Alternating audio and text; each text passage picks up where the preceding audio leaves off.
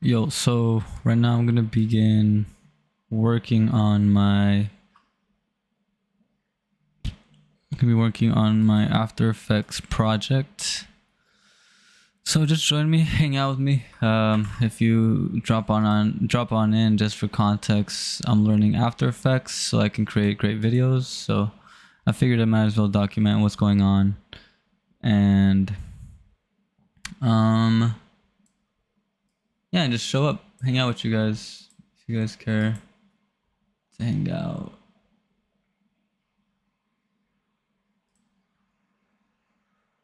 Okay.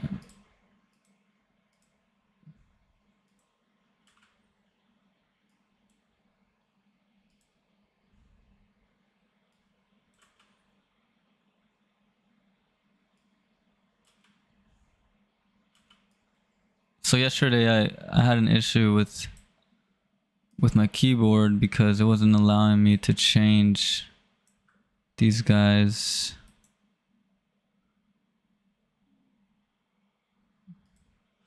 Wasn't allowing me to press Alt on my keyboard, but I realized that instead it uses my Options key, so that was messing up with my ability to create. Oh no, Option. There you go. To create keyframes. There you go.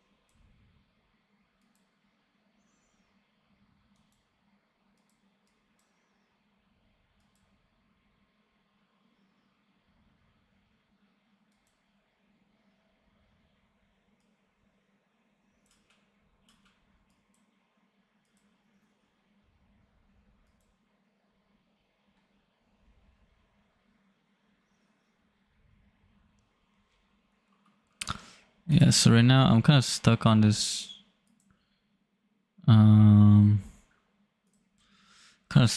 issue because I don't know exactly when, like what separate dimensions are for, and I'm struggling to figure out. See, I don't even get why this is here. Okay, anyways, I'm struggling to figure out when it makes sense for me to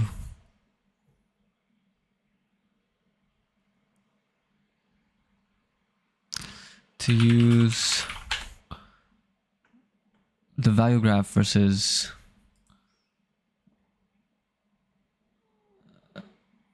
the time graph, the speed graph, I mean.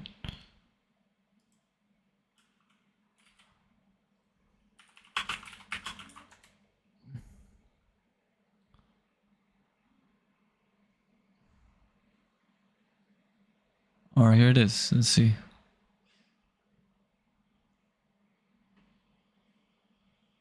Serentopoulos. This time around in After Effects, I will be answering the question how to use the speed and value graph to smooth your animations over time inside the graph editor.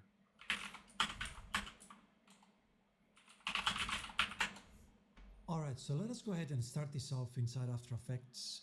I've got a couple of layers that I will animate in order to... This is it.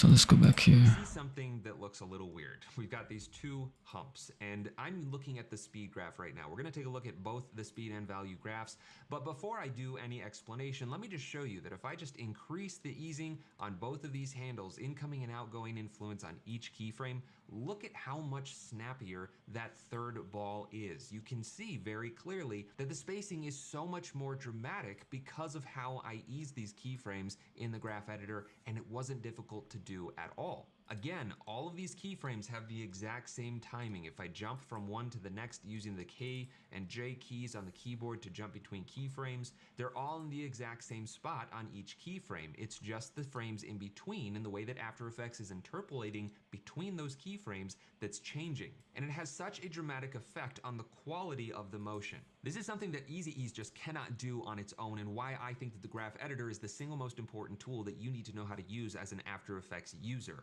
And now that we can see what a difference it makes, let's actually talk about how these graphs work and why people get so confused by them. Let's start with this example. In fact, let's just turn off these other two layers, and I'll just bring up the keyframes for this one that we've already started to ease.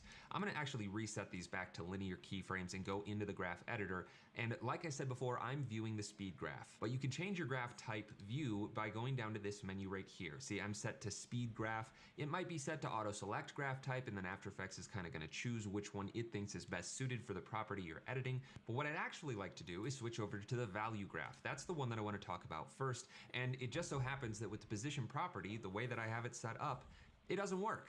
And I think this is one thing that a lot of people get caught up on. Why is my graph not doing anything? I can't edit these handles. I can't change anything about this graph. And I wish I had a better answer for why this is the case, but the reality is we don't know. Adobe, for some reason, has locked the value graph on the position property specifically to not be able to work when the position is combined. You have to right-click on position and say separate dimensions so that you have access to each property individually. Now, if I shift-click and show both of those, the graph looks exactly the same, but I have access to each one of them now, and I can modify it here in the graph. So what are we looking at here? Well, first of all, it's the value graph, which is just a graph that is charting out the property that we have selected, its value over time. These squares right here are aligned exactly where the... So then that means that I can't edit it unless...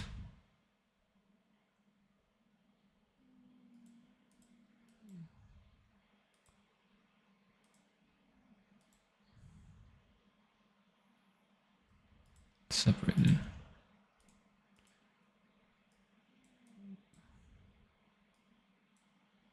Now I can do this.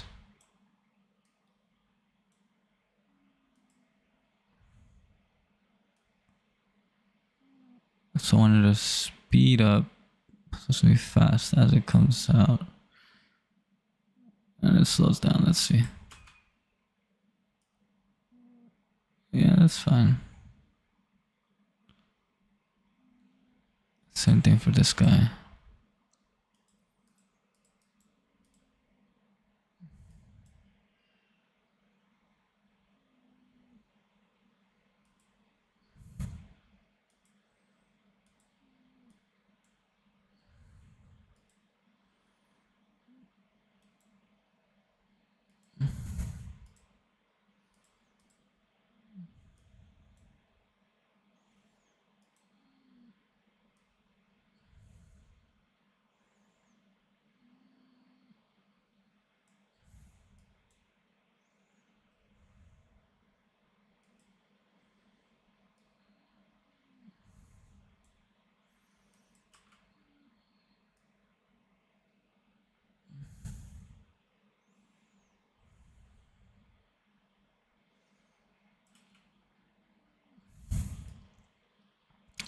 Alright, so I'm learning that right now when there's an X and a Y dimension, I can't edit them at the same time. I have to separate them and I have to click on them individually.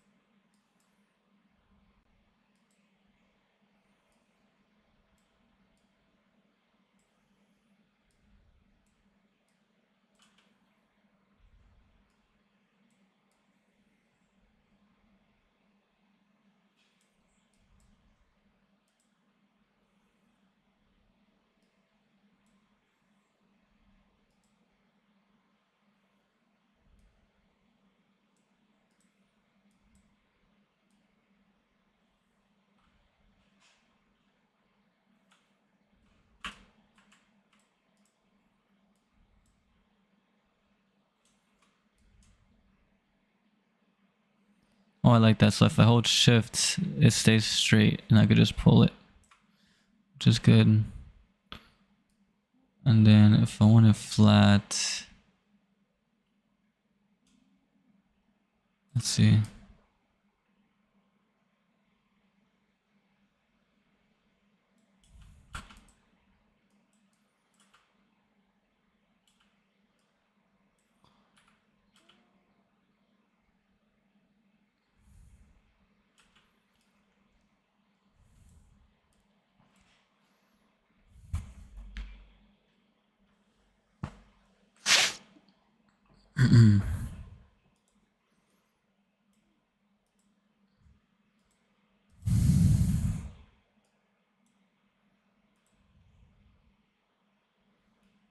Oh, I just want it to be fast.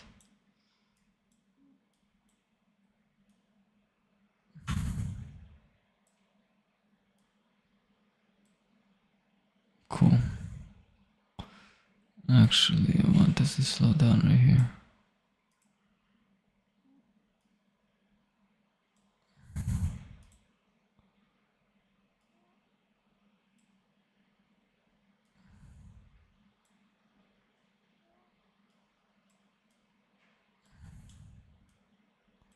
There we go. There we go. It feels a little more like, I mean, I don't think it's that noticeable.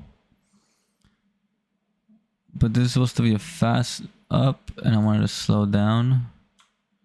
So if I just do it as much as I can.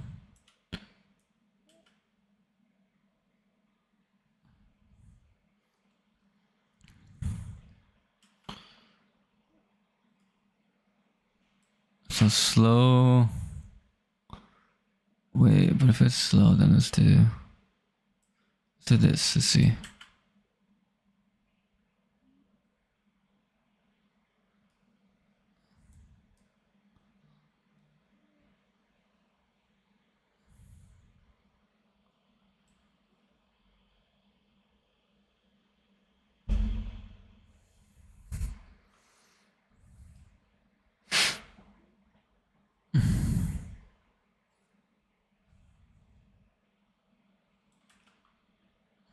I like that better.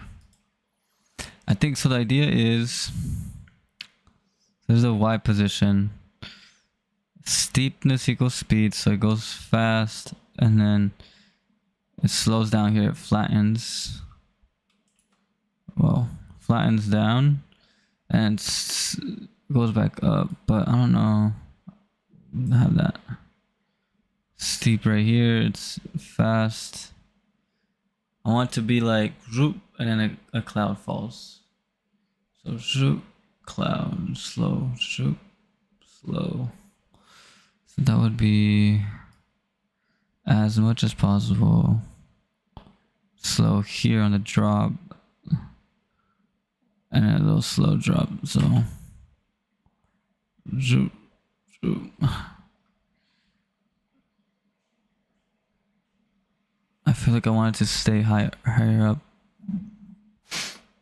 I mean, the concept is there. That's the concept. Hold on this frame, which is the top frame, and then drop on there. Okay. The rotation will stay the same. Bam. This is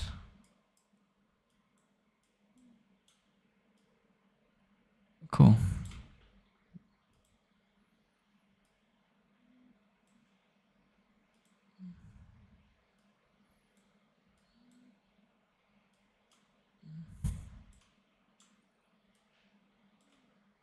Okay. Clouds. There you go. So after this, bam. After this, they get thrown and these guys get lifted. And then when they get lifted, they're gonna fall back down.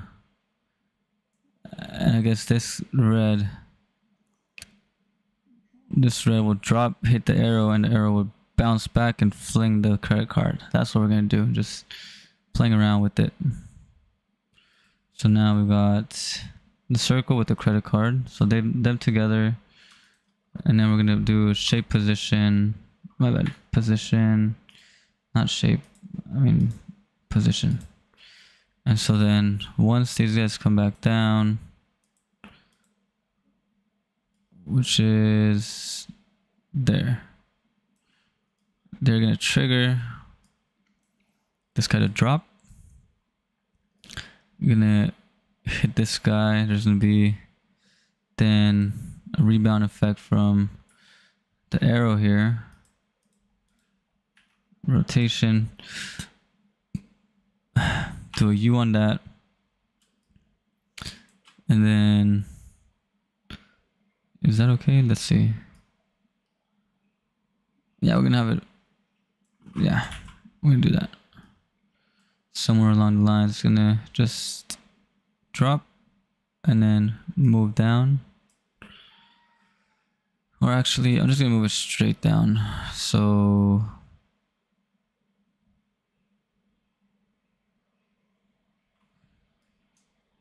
there you go, straight down. Good drop, and then it's gonna to just fling up.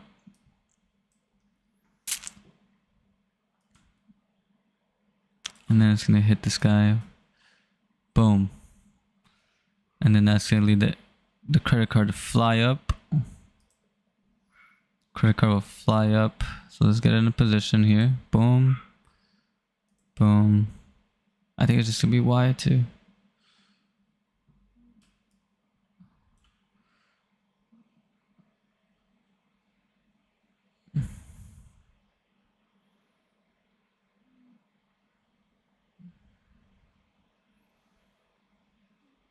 Let's just raise it, flip it on rotation. Let's do like rotation.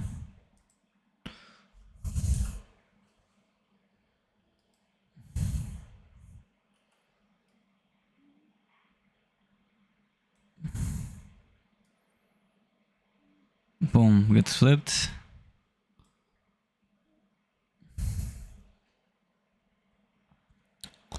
And I just want to secure itself.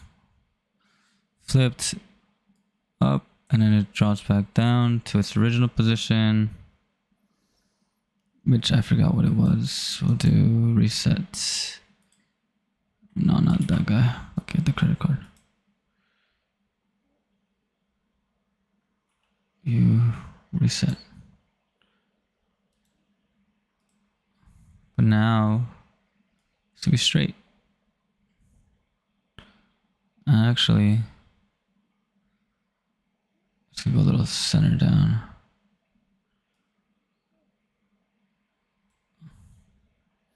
Maybe I could add a little 3D effect. So let's see what it is right now. Boom, boom. Hey, let's go, making it dance.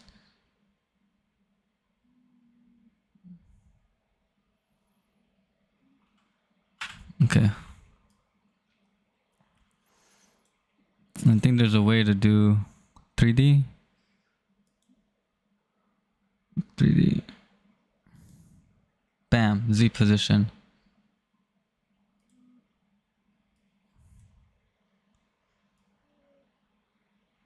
Oh, so I can go in and out.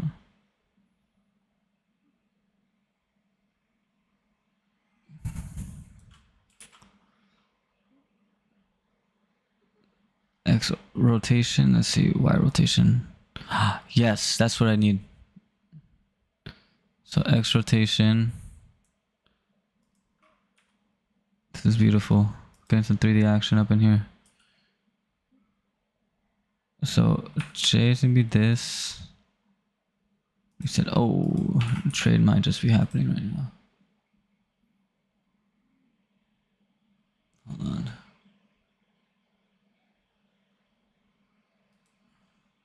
There it is.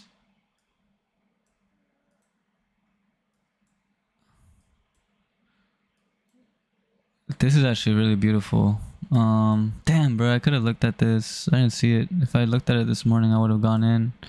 Drop. I'm gonna buy in though, just because I said I was gonna buy once it hit this. I'm just gonna pop in really quick.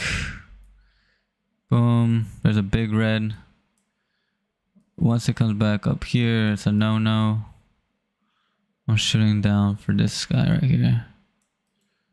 And create limit order, market, sell.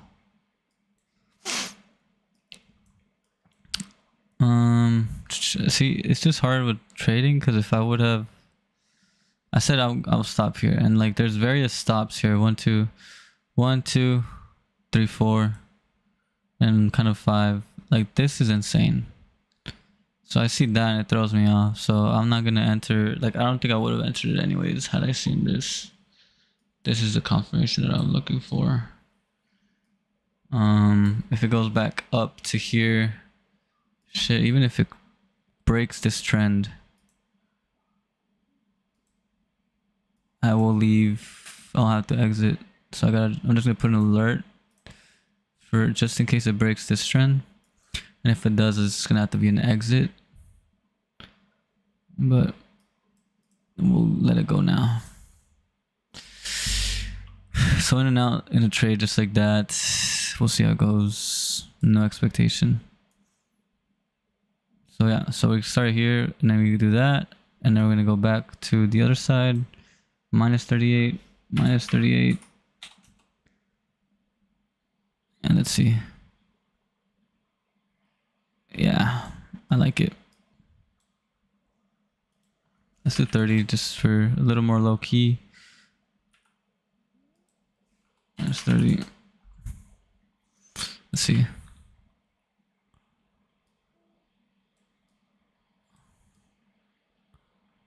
And we're just gonna make them go. Oh, nah. There we go.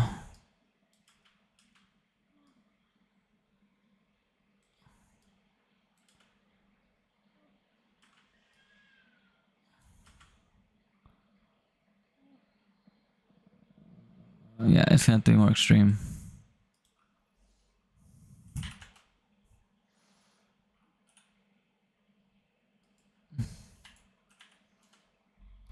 It's gonna go this way.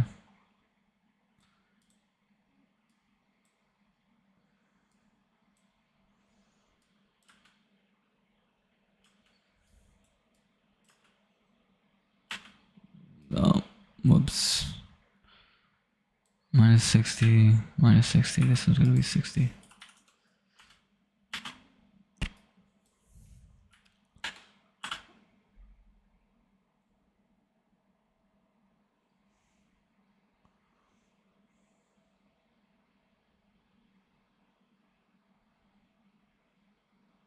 Okay.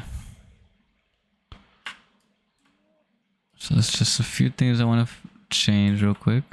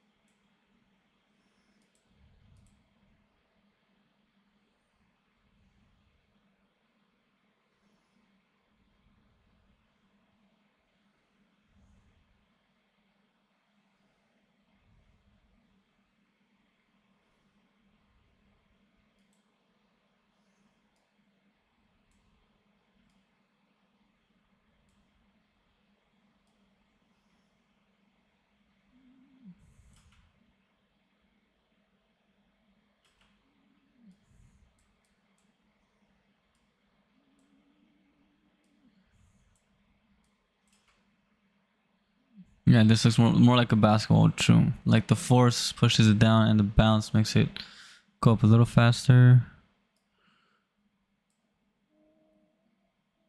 Yeah. Boom, boom.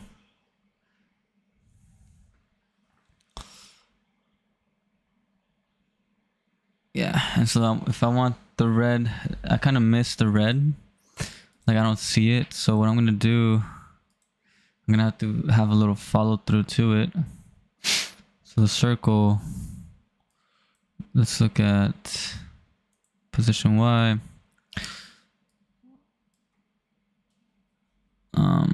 We're gonna have it drop even more. K. Even more with this guy too. This and this.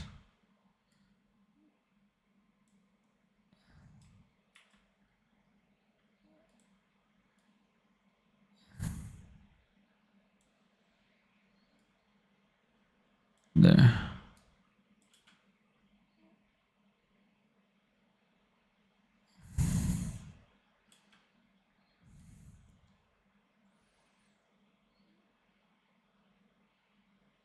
Yeah, so this guy is gonna be the same as this guy. Control C, Control V. Now let's see it.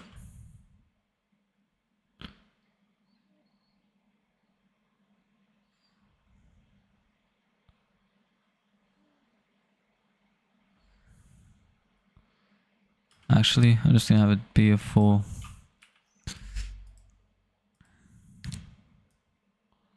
360. Let's see how that looks.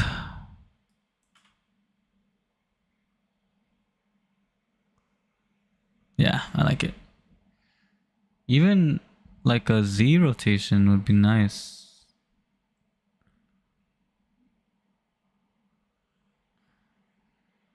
Flips it, boom. I'm kind of curious how Z rotation will look like. Now I'm playing with 3D. Let's see how the Z rotation would look like. There's that. How would it look like that? Oh, that's orientation. That is sick, bro. So that is exactly what I'm looking for when it comes to the stuff I want to build. 3D might be what I'm really striving for. Boom, boom. Like, bro, let me see it happen.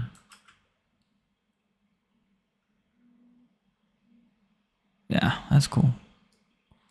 Now whether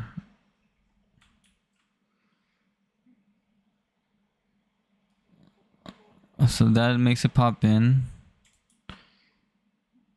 This makes it let's see.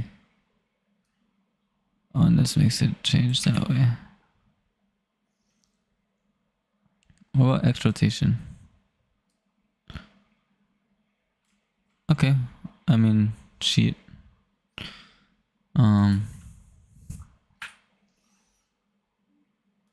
That's cool. But let's see. Let's do one right there. 1 and 1. How does that look?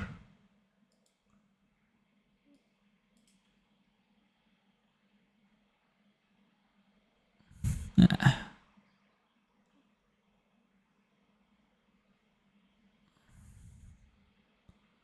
Okay. Well, and we'll just move the Y position towards the center.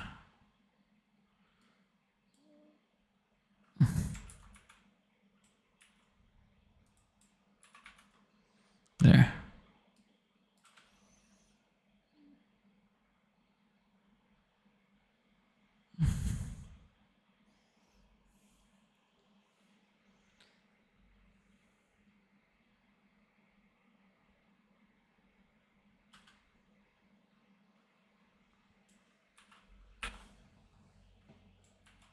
There.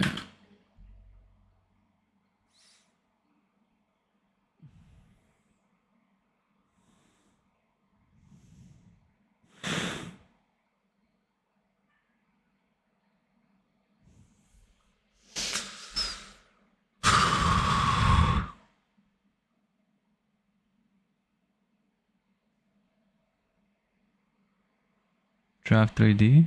Interesting. Oh, that's cool. So let's look at the full animation. I think, see, I've been contemplating purchasing the Mentor Plus. Oh, so there's a few things that I want to do.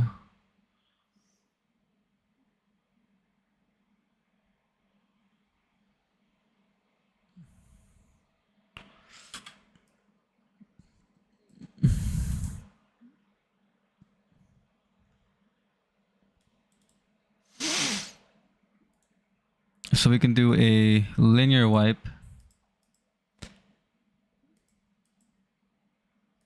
Line 4.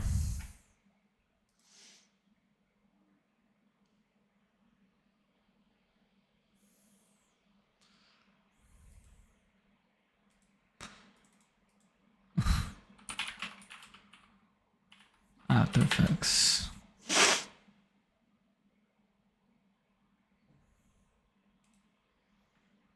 Hi folks, it's Mike Murphy. It's a linear wipe transition 2. Then go up to the Effects and Presets panel, click in the search bar, and just start typing out linear. It's under the transition category, you'll see linear wipe.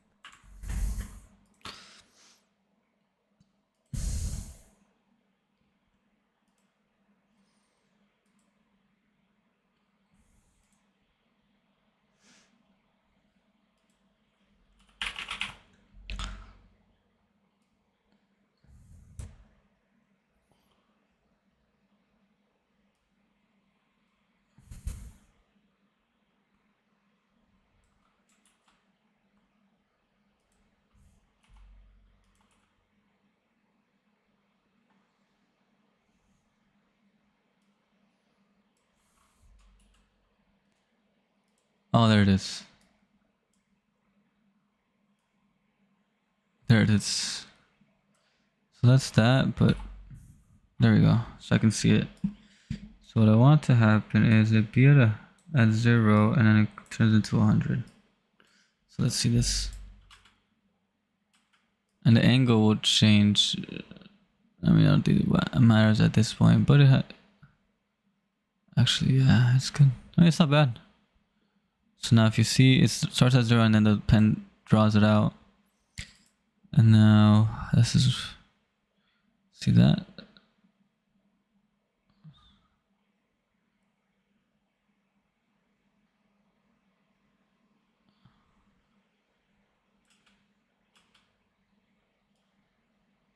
There. So we're gonna go here.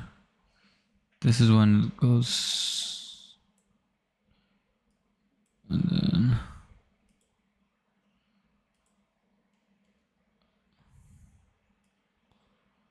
there. With that here.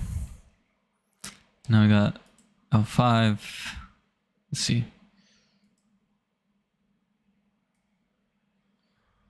There. L5, this will be the same thing. Linear wipe. It's gonna be 100% here.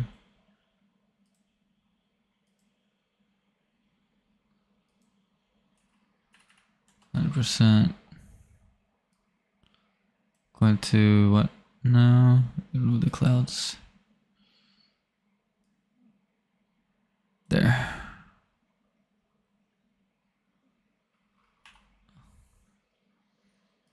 The 0%.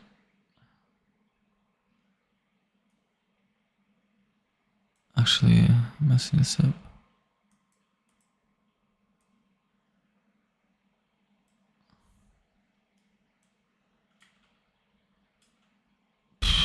What did I do?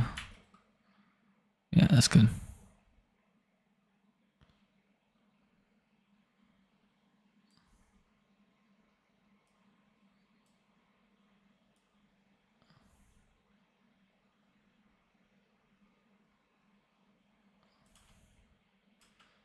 Okay, now one final line.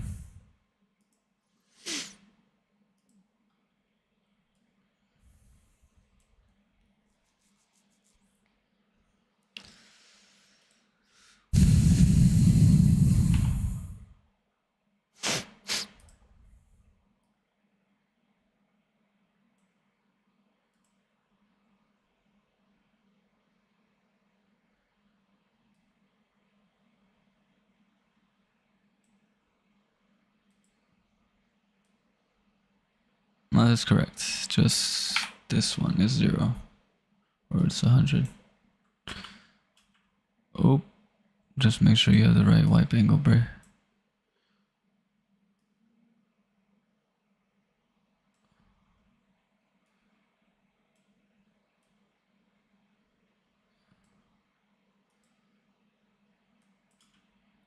There. Let's see it happen.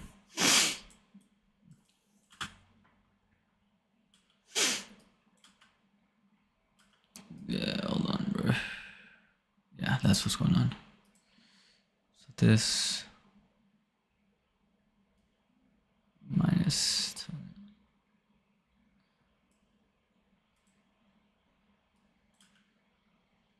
There we go. Now it looks like a pencil writing it.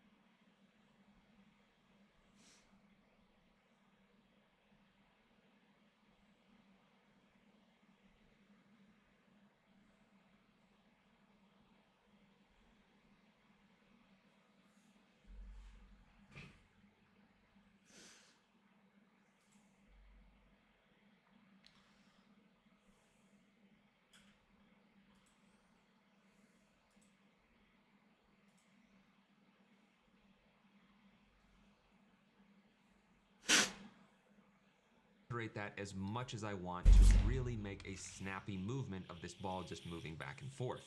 And again, I just want to reiterate that this graph really is not that confusing. It's speed over time instead of value over time. So again, we start off slow, it stays slow for a while, and then suddenly speeds up really fast and then decelerates before it gets to a resting position and does the same thing in the opposite direction. And what I like about that is that it's completely consistent across any property in After Effects. You can use the speed graph with absolutely any property and still see the same kind of readout in the graph editor. So if I recombine the position and just uncheck separate dimensions, I lose my easing, but I can quickly recreate that just by easy easing and then pulling these handles out. But if I were to change, say, the Y position on the second keyframe and move this up, you'll notice that I don't have two graph lines in my graph editor. It's all just managed by this one curve, which in a lot of cases is really nice because this also allows us to enable the motion path. If I switch to my pen tool, I can now interactively change the motion path within my comp just by clicking and dragging and basically shaping the path that this ball takes over time. And it's just like editing vector artwork. I have Bezier handles coming off of these vertices, and I can completely change the motion while controlling the easing between those points. So I'm basically able to interact with the graph editor and the motion path and control those two things independently. Shape the path that the ball takes interactively and visually in the comp, and then change how quickly it goes from one keyframe to the next using the speed graph in the graph editor. But even though I do enjoy the speed graph, that doesn't mean that I don't want to use the value graph. In fact, let's go over to the second comp where I have set up a ball bounce, and I'll just make this a little bit bigger so we can see it, but the ball bounces. This is something that I did with separated dimensions and the value graph because it is so much easier to do this type of animation using the easing controls that we have in the value graph. And let me show you what I mean. I'll clean this up a little bit again so we can see this. All I had to do to get this ball to bounce is animate the X position going from the left side of the screen. I'm also creating notes along the way as I'm learning. So I got my ChatGPT open here and I'm just writing down everything that I see. And by the end of the lesson, once I submit my work, I'm going to create some notes that I can always go back to. So I'm going to insert, this video is a great video on what the two graphs are and when to use them, benefits to using them, etc. I want to keep this video in my notes. And as you can see, you know, I'm a student too. I'm always learning. And I think something that that is important to be emphasized. You know, people dropping in, seeing a live stream, or maybe years down the line, I go back and look at this. A prevalent model that has come into my life has been just doing the work, doing the creative work. So I want to, and also studying, learning. So constant growth, constant learning. I'm a student, and so I'm taking lessons here, and I'm learning, and I'm making, and through going to university, I've learned to learn. So I push myself, and I know what works best for me, how I learn best. And thanks to AI now also, or, you know, whatever's coming in, this facilitates and speeds up my process. Screen to the right and taper it off, and then animate the Y position, changing with this value. All of these keyframes are actually identical. They're all on the ground, and what's creating the bounce is the easing or the spacing between those keyframes. And you can see that reflected in the shape of the value graph. It just visually makes sense. This is not an animation that I would have a fun time doing using the speed graph. In fact, let me just duplicate this, and I'll turn the original off. Combine those dimensions again, which is going to lose all of the easing. And After Effects tried recreating this bounce by just implementing a motion path that mimicked the shape I had, but look at this motion. It does not feel natural at all, and I don't even want to think about how I would go about changing this to be the same animation using the speed graph. You see how everything's linear? It would take so much work to figure out how the speed graph should look in order to get that ball to bounce. But here's another little trick. If I go into ball 1 again and look at those keyframes, viewing the speed graph, you can see what it looks like. It doesn't make a lot of sense, does it? This Y position curve is just weird. It's changing speed very quickly before changing directions completely while still moving fast, easing in the middle. This is not a curve that I would really even understand how to make using the speed graph if I was trying to create this from scratch again. And I want to jump over to the next comp because this is the opposite problem. This is an animation, if I play it back, that I would never want to do with the value graph because I'm able to just draw the motion path when the position dimensions are combined, and I have the speed graph to control the spacing between keyframes. And on top of that, I'm even able to set rove across time for some of these keyframes, so I don't even have to worry about where they are spaced out between the other keyframes. I can basically tell After Effects, look, I want my ball to be at this position at a point in time, but I don't know where yet. What I'm really concerned with are these keyframes right here at the start, the middle, and the end. These other two positions can be wherever they need to be. We'll just let the easing of the speed graph, let me switch back to that, determine where they are. That's what rove across time does. To set that, you just right click on a keyframe and you say rove across time, and it automatically shifts based on the timing of the keyframes around it or the adjustments you make with the graph editor. You see how that keyframe is kind of just shifting around that curve depending on how far I pull it around. You'll also notice that these keyframes never hit the baseline of 0%, and that's because I wanted this ball to constantly be moving, but ease between those motions, never stopping. So I just lifted all of those keyframes up off of that baseline of 0 pixels per second. It would have been much more difficult for me to figure out how to get these curves to work using that value graph and produce this same type of motion. And I realized that could just be me. If you know how to use the value graph and it makes sense to you and this type of animation is no sweat, then that's great. I'm glad for you, but that doesn't mean that you shouldn't know how to use the speed graph, because I think that there are certain scenarios where it just makes more sense to use the speed graph and motion paths than it does to separate the dimensions of the position property and finely tune each one of those to get the motion to look the way that you're trying to get it to. And sometimes you just simply can't use it, like with the path property. If I were to just add a path in here real quick, and I wanted to animate this with some keyframes, let's get rid of this fill and add a stroke. I've got a keyframe here, and then I just maybe modify the path so that it comes over to this side of the comp and changes shape. Now it's gonna go between those two. I cannot select this keyframe, go into the graph editor, and change this to be the value graph. Actually, this is displaying the value graph, and you'll see that it's just the speed graph.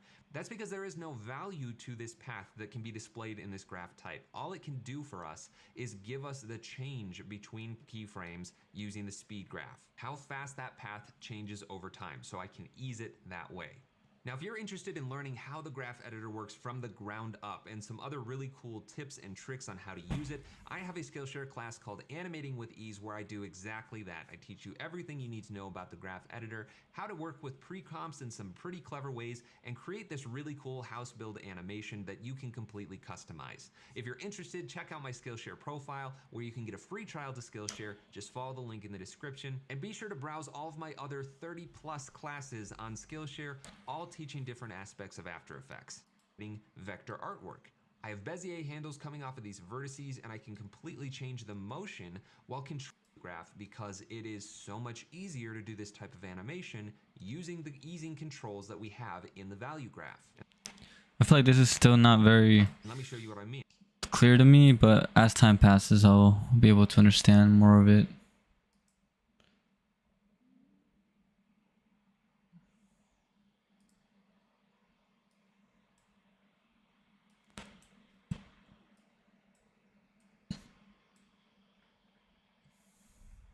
I'm gonna check on that trade real quick.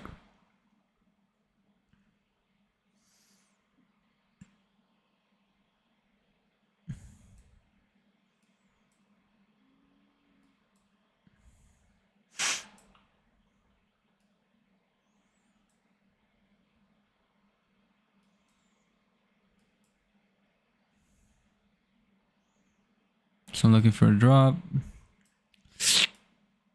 Once it hits here, I'm out. It hit that really well. Boom, and just dropped.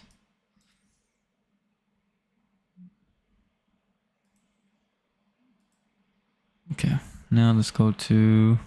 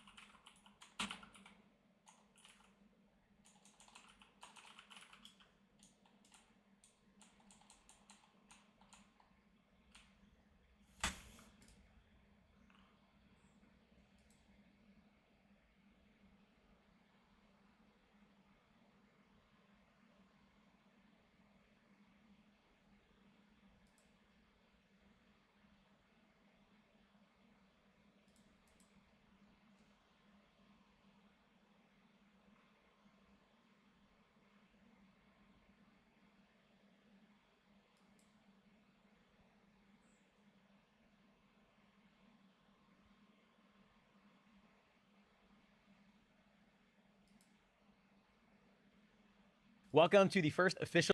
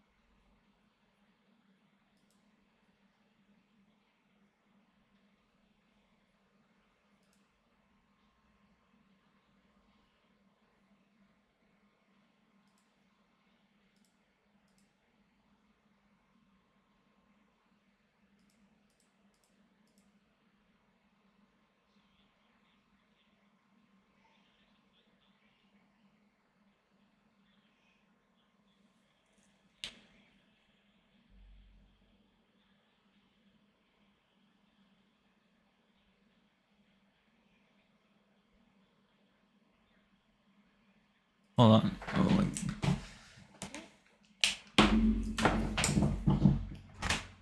You calling me?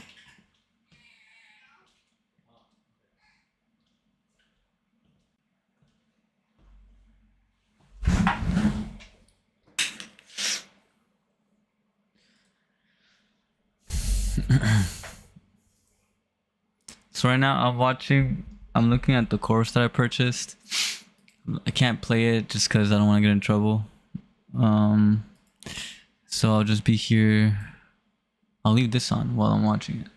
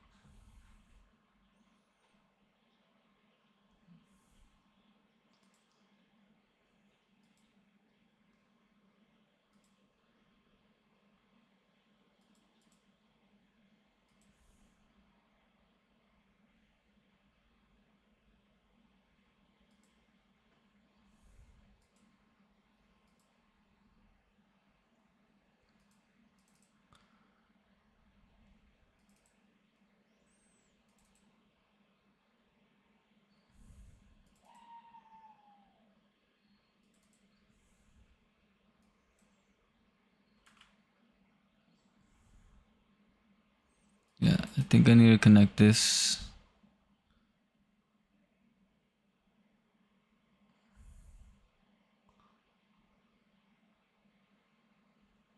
I don't like how it looks so disconnected. Because you don't even know what I'm doing here. So I did that. I would want to almost like slam it. And then the triangle on the paper raises and it picks the...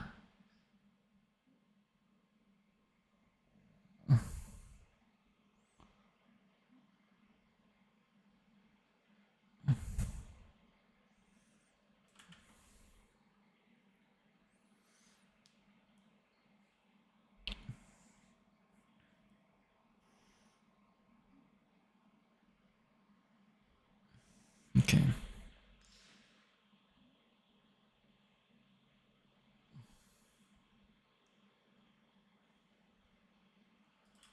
I'm gonna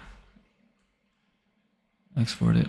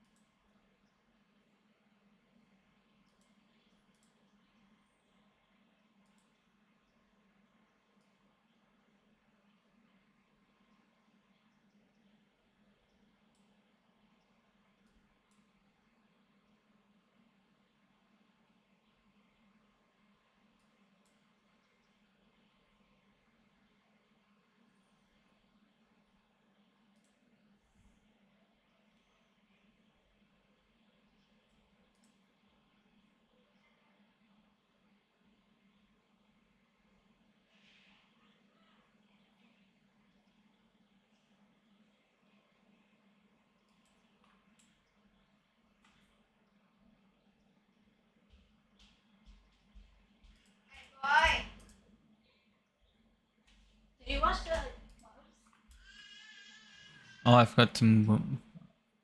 I need to dry them. I need to dry them. Okay, this is fine. Okay. I'm gonna submit my work to my TA.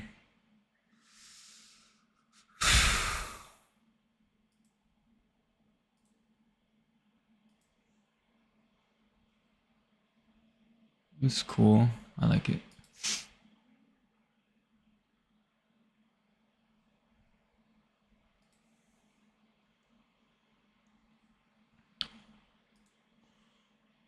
So step 3, version 2.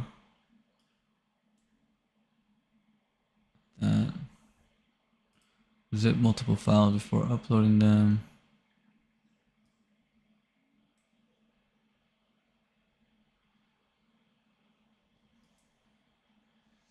Yeah, so something that's cool. So I took this course a while back, and so I bought 3 courses, and they're all worth like $1,000 and something, and they're really good courses. But what's this? But I remember submitting my work for feedback sometimes, and because my heart wasn't truly in it, I just didn't like the feedback I was given. So the way it works is you're giving a class, you go through that class, and then you have an exercise to complete, and so you work on that exercise. You have your own project, just like you just saw me do, and then that's basically it for like your work. You submit it, you get your feedback, and I remember I would be doing the projects, but I just didn't like the feedback they were giving me. Like, I was just like, man, it's just animation, bro. Just what's the big deal? But now I understand more the value of making sure to deliver on what is being asked. Make sure the subtleties are important. All those things matter. And just like I learned that in dance, I kind of learned that here. You know, the subtleties matter a lot. It's all in the details. So, yeah, it's gonna be important for the future now. Now I actually look forward to the feedback, and I'm happy to just, get that detail, get that attention.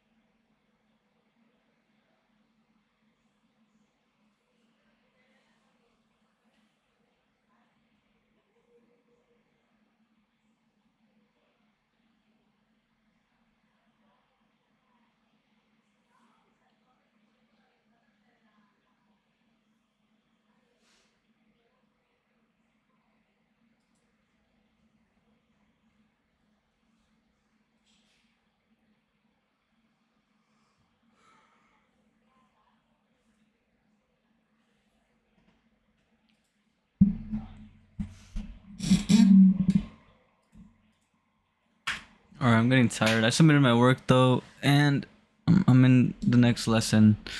It's just I haven't slept that much, so I'm probably gonna take a nap or something. Thanks for tuning in. Peace.